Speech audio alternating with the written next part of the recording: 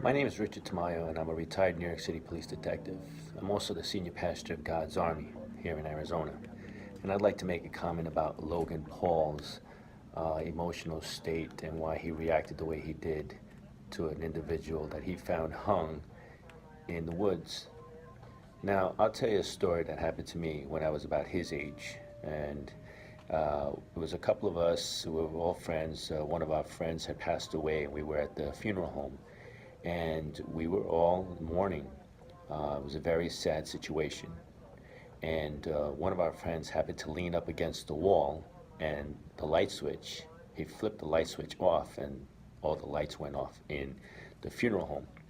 Well, you know, one minute you're mourning and you're in that type of situation and everybody's sad, but then having seen the human experience of what our friend that flipped the light switch off had gone through, we started giggling and laughing, and that we had to run out of the funeral home and run to a bathroom nearby. And it was about 6 of us, and we went running in there. We were laughing so hard we were on the floor. We were practically peeing on ourselves.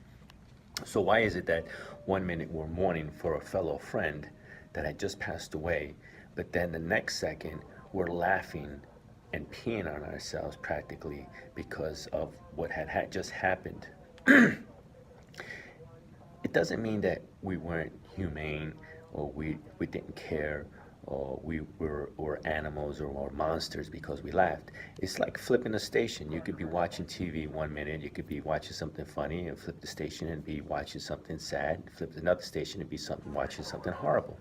Now, when I was a New York City police detective, we saw a lot of horrible things. You can imagine a lot of dead bodies, a lot of sad situations, a lot of bad things.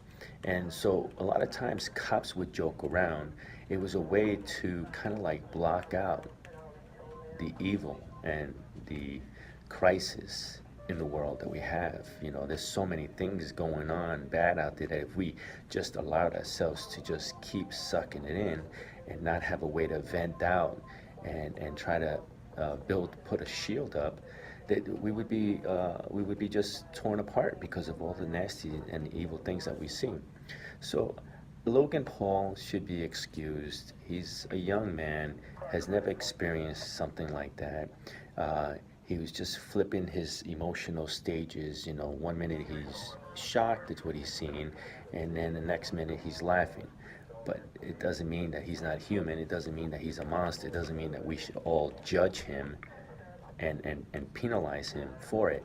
It's just a human natural thing to go through.